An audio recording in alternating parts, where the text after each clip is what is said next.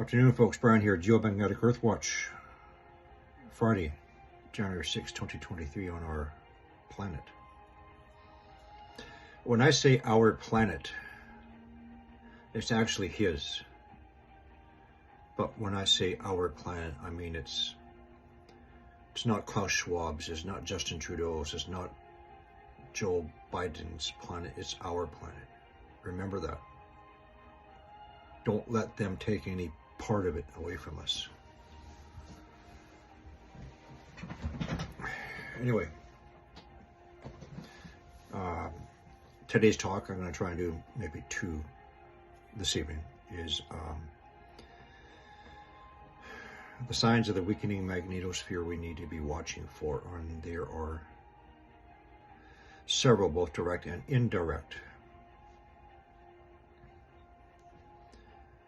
There's about maybe 5 or 6 to watch out for. First and foremost, as he clearly laid everything out for us to review. It's been there for thousands of years. The first signs.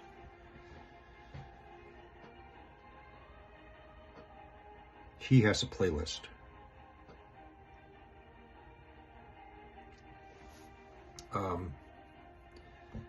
So as our protective magnetosphere, and I will expand the definition for those who are not in the master class understand what I'm saying when I say protective magnetosphere, continues to destabilize and weaken. What should we be watching out for? To give us an indication on how close we are to a first level catastrophic event. And again, I'm not talking about 20 to 25 years away. If you're so focused on someone's end time prediction event, scientifically or otherwise, you're going to be dead long before then. I hurt your feelings.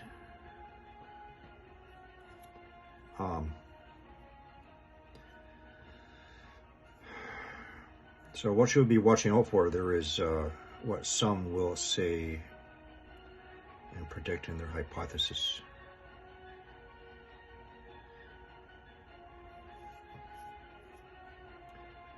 And a lot of people are just going to remain calm until that point. No, you won't. You're going to crash and burn on that highway. But these are the things that I'm trying to predict, show you. What I watch out for.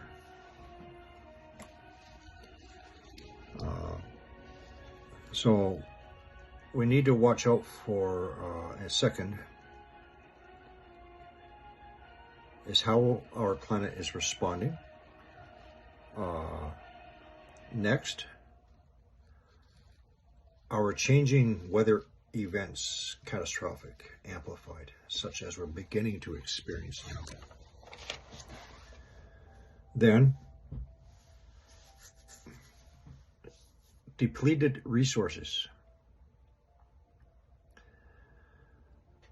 We're also going to watch out for distractions, control procedures, monitoring by our government. All the signs to tell us that we're getting pretty close. So our stepped up distractions and restrictions. So let's start off with the Earth changes. Pardon my tongue tripping. We're going to be watching out first for our seismic and volcanic responses, as I've been saying for quite a while. Earth is first going to respond and show us where the crust is thinnest at the bottom of the ocean floors. I said this for a very, very, very long time. It's not from trolling anybody either. Get that straight, buddy. I I don't troll anybody for information. It's what I come up with and present, and I presented it long before anybody else. So anyway, those volcanic eruptions, and again, as I said before, Hunga Tonka, Hunga Haipe, 12 months before it popped off, I was watching those heat signatures coming up and accumulating. La Palma and the Canary Islands, 30 days before it went off. And other areas along the equatorial region first. Still watching those areas.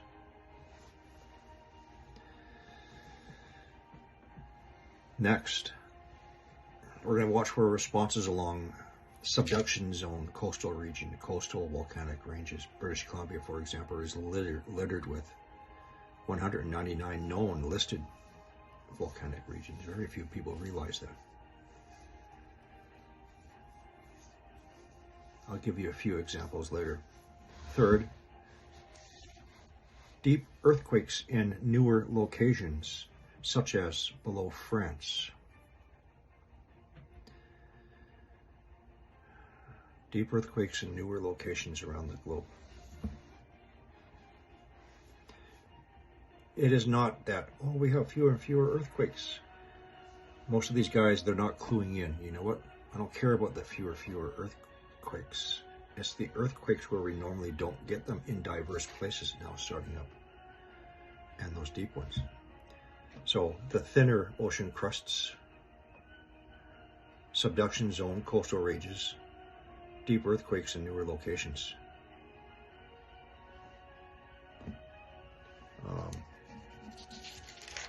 So some of the areas that have been on my watch for at least of the past year are the Andaman Sea north of Sumatra. All my previous posts, those buoys going into motion in the absence of earthquakes. Second, East Timor Sea as it merges into the Indian Ocean between Australia and East Indonesia. Same thing, buoys going into motion in the absence of earthquakes. There's a push going on underneath the crust. Third region is a region called, third, before I get into that, what I was going to get to is the coast of New York and Nova Scotia on either side of that ridge, that line of undersea mounts. Again, those buoys going up into motion in the absence of earthquakes, that push coming up underneath the mantle plume. Fourth, the Alboran Sea off the coast of Morocco before the Straits of Gibraltar. It's been swarming with earthquakes for at least a year. I've been watching. And if you get a Google map, you'll see a ridge it's a volcanic ridge in the ocean just before the Strait of Gibraltar. We'll watch that one.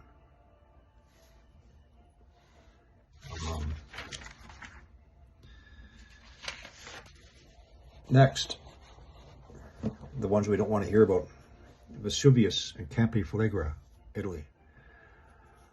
Both have been having some seismic activity, although very small, very shallow, magnitude 2s.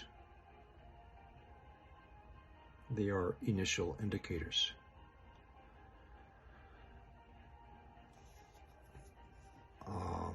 The Mid-Atlantic Ridge split,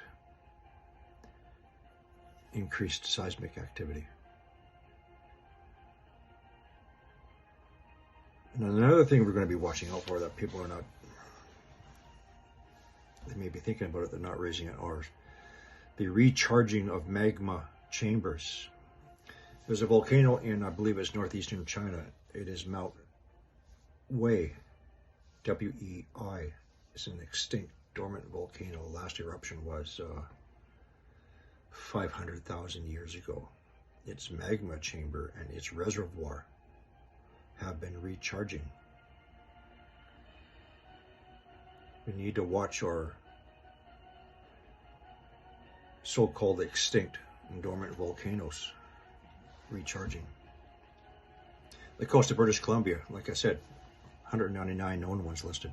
Stickney volcano region, northwest British Columbia. Mount Priestley last erupted in the 1700s, which was the modern minimum, massive eruption.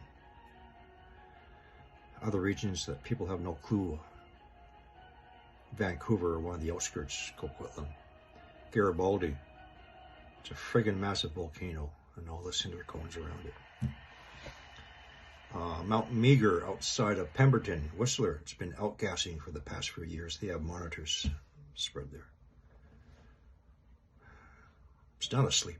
It's just, having a little bit of a nap. Some gas coming out. So the earth change signs we need to watch out for. Next, our changing weather patterns because of a culmination of both going into a grand solar minimum and our weakening magnetosphere affecting our jet streams. What California is getting now with all that massive amounts of rains, we should be getting up here in British Columbia, but now it's shifting further south down the hemisphere with those atmospheric rivers. I'm going to get into a different discussion later about how all this, is affecting our infrastructure, and our infrastructure is not built and protected for these changes. Having said that, let's see how many YouTubers pick up on that and beat me to the punch. You notice that there's YouTubers vying for, viewership counts. We're all talking about the same thing. That's fine. Share is fun. Share is polite.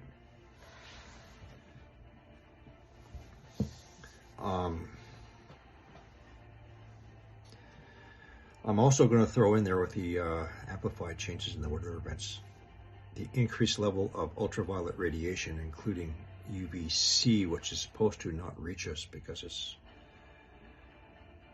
supposed to be blocked by our atmosphere. Ozone layer, which is being depleted by the increased cosmic rays or their secondary showering particles coming in. Increased ultraviolet radiations coming in. I include that with the change in weather patterns.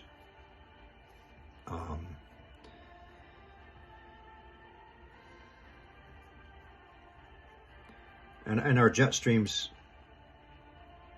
there's four: a northern and a southern polar, and then a northern and the southern subtropical. But there's actually was a fifth in reverse direction around the equator. That is being canceled out because the south subtropical and the north subtropical are merging into each other, canceling out the reverse equatorial stream.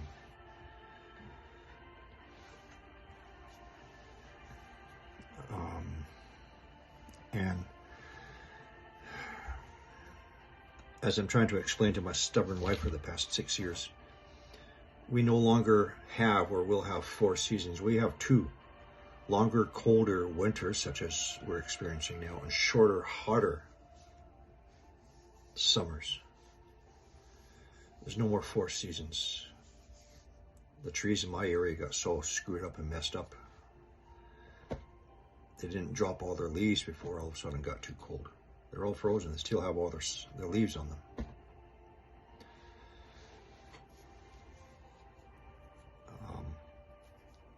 Next, watch out for depleted resources. Oil, natural gas, and water through lithospheric thinning from those rising mantle plumes and the heat coming inside those mantle plumes. My own personal theory. You look at Pakistan, for example. As of 2 days ago, they said they only have 2 days of natural gas left, and then no more for cooking or anything else. No more oil for their trains. Another country going down the tubes. And folks, they have nuclear weapons.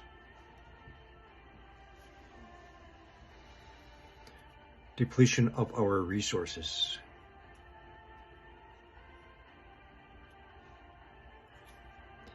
Next, stepped up distractions and control measures.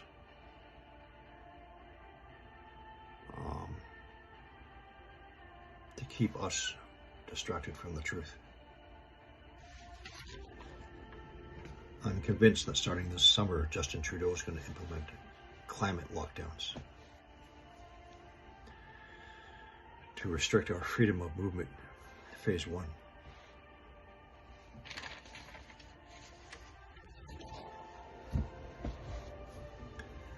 Distractions, distractions, distractions. I would expect them to be amplified, picked up over the next 2 years, because as I keep on saying, we have 2 years. We don't have 20 to 25, we have 2 years. And again, if you're thinking you're preparing for, that big micronova and crustal displacement, you're dead long before then.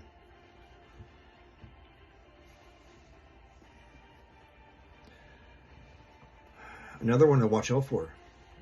Think about this one. Material shortages. A while ago, there was a concrete shortage throughout North America. Do you think maybe there was a concrete shortage because all of a sudden they need a lot more concrete to complete their bunkers? It's just a thought. Think about it. Material shortages. Material for what? Next, a continuation of the food shortages, and not just because of climate change. The American military requires a lot of food on a daily basis. I did a count once, and it was just astonishing. Millions and millions of meals. You take your carrier fleets. Your super carriers have 6,000 crews, 18,000 meals a day. That does not include all the support ships around it. You have, what, 12 battle groups out there? And that does not account for all the rest of the naval forces, the Air Force, the Army, the Marines, all of them. Add them all up and figure out how much canned food they're going to need each day. I see lots of reports in the United States and all the bare shelves everywhere. Here in Canada, now we only have 1/10 of the population that you do, and our shelves are doing just fine.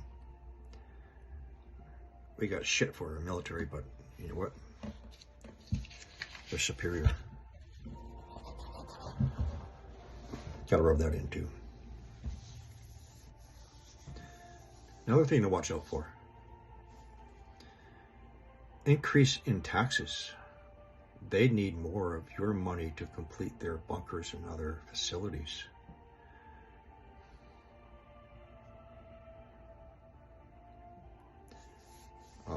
Confinement, travel restrictions. I'm not paying too much attention to those 15-minute cities that Klaus is talking about. It ain't going to happen here in Canada.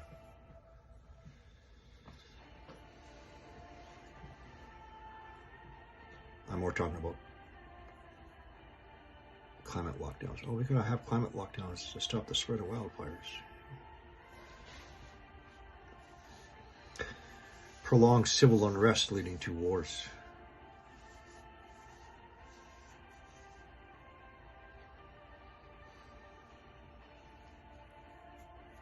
Now the question is, when do you start prepping? 5 years ago. Is it too late? Almost too late. And go back to my earlier video today. I'm not going to repeat it. And what do we prepare for? If you're already in the mind of preparedness, you're basically prepared for almost everything. Doesn't matter what's going to be coming at you. Earthquake, wildfire, whatever, grid down. We're prepared for a certain duration of time. But again, you need to make a drastic decision for you and your family pretty soon. If you're in the cities, as everybody else is saying, get the hell out. At least have a pre-planned escape route and a backup escape route.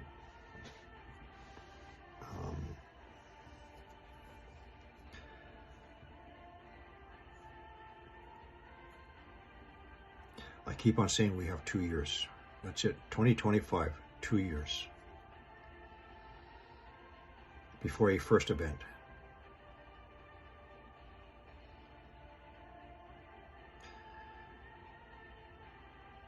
Our sun is already spewing off X flares. That region AR 3182 of the southeastern limb that was popped off in X1. That region's coming into Earth view for the next several days. There is a potential for continued Earth-facing X flares coming right at us. Not the little love tap from the wife, but square in the face. And we have between now and 2025 of this.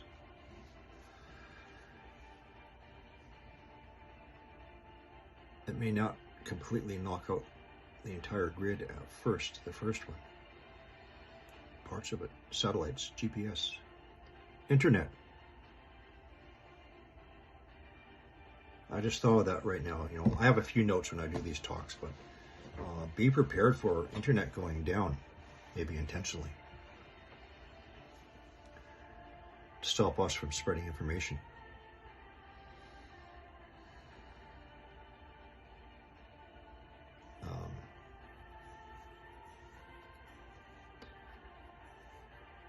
If you're planning on selling your property wherever you are to find a safer location, you better think about it doing sooner than later while we have a financial system intact to do these transactions. If you don't want to be part of the digital currency system for surveillance and control and tracking, you better think about doing it now. You need time to get set up and prepared in a new location. And speaking of new locations, I'm going to get off a little bit off subject here. What to look for, what to look out for.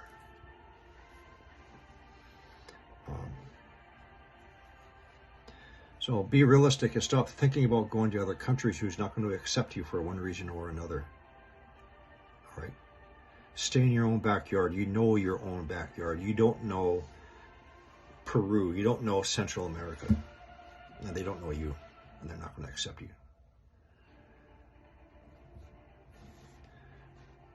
Think about your own backyard where you'll know your own politics, your own system, your own people. Think about one, elevation. Me, I say 1,500 feet at least. 2, you want a river very close by, preferably glacial fed for fresh circulation of water. You want 3 sources of water: your well, which is going to run dry, your river, and rain catchment. Next, you want to be at or close to a small community that has a retired doctor and a retired dentist. You want like-minded people around you that already have farms where you can barter and trade. It'd be nice to have some cows and horses close by so you can have their droppings for your fertilizer. What else?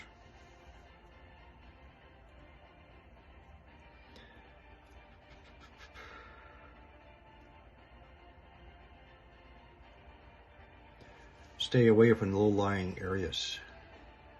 Even if that low-lying area is 1,500 feet, you don't want to be in between 2 mountain ridges, okay? You want to be close to the top.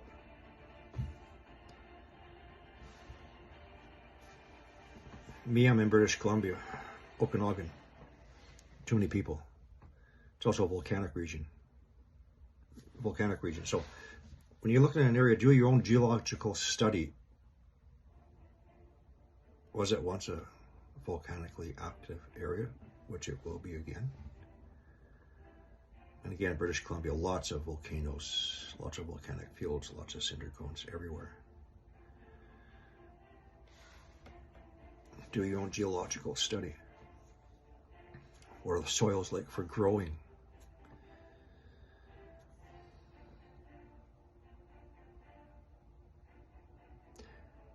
Bring your knowledge. There's a fella here in Kelowna called Curtis Stone. He used to be an urban gardener and microgreen gardener. He actually has a worldwide audience, and he is already bugged out. In one of his podcasts,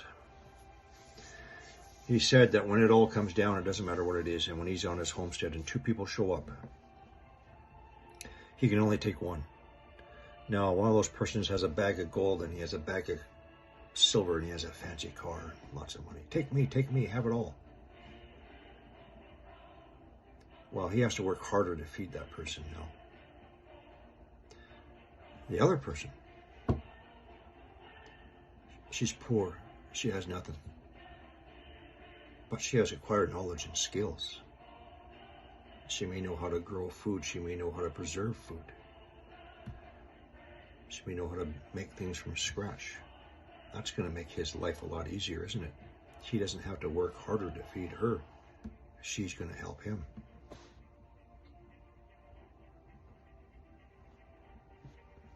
The people with the bag of gold and the bag of silver and the fancy electric vehicle, you're all dead. Hurt your feelings again? So that's about it for now. What we're going to watch out for, what we need to watch out for. First, scripture. Second, earth changes. Third, weather pattern changes. Changes in the action and behavior of our governments. There are other things. Sporadic losses of our Wi-Fi. If you're near any high voltage power lines, increased arcing of the power lines.